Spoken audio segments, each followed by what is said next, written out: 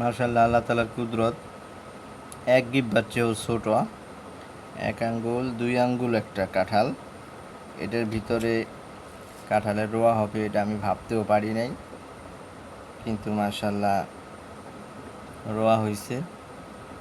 আর ভাবছিলাম কাঁঠালের কোষ হইলেও ছোট হয়তো হবে, ছোট ছোট কয়েকটা রোয়া হইতে পারে। তো দেখি যে বড় কাঁঠালের মধ্যে যেমন রোয়া হয় এরকম বড় বড় 3টা রোয়া, 2টা খেয়ে ফেলছি, এখন আরেকটা। এবং ভিতরে কত হৃষ্টপুষ্ট এবং কত ভারী, কত মোটা, আর মাশাআল্লাহ খুবই মিষ্টি। এই কাঁঠালটা একদম গাছের গোড়ার নিচে মাটির সাথে বালুর সাথে লেগেছিল। তো ভাবছিলাম যে এটার ভিতরে হয়তো কিছু হবে না। এখন দেখি যে কালকে পরশু চেক করলাম, দেখলাম যে নরম নরম লাগে।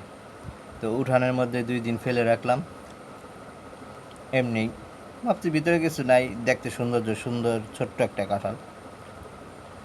তো দুপুরে দেখলাম যে নরম হয়েছে, তাই ফ্রিজে রাখলাম।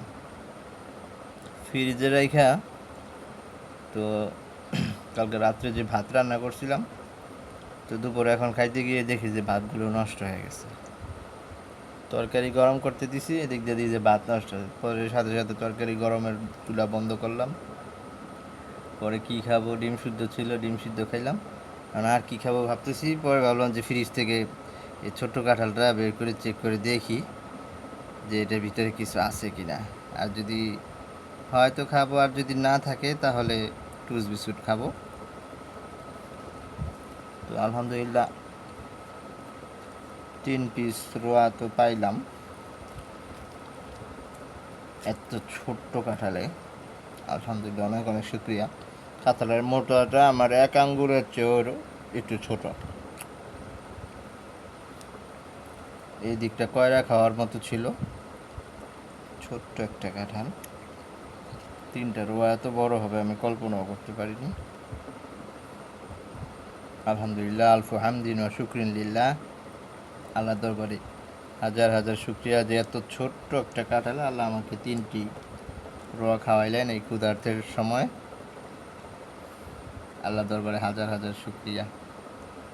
এটা আমার জীবনের একটা স্মৃতি যে এত ছোট কাঁঠাল। আলহামদুলিল্লাহ, আলফু হামদিন ওয়া শুকরিন লিল্লাহ, আলহামদুলিল্লাহি আলা কুল্লি হাল। এই 3টি বিচি, 3টা রোয়ার থেকে 3টা বিচি বড় কাঁঠালের মধ্যে যেরকম রোয়া বিচি হয় ওরকম বিচি। আলহামদুলিল্লাহ, একটা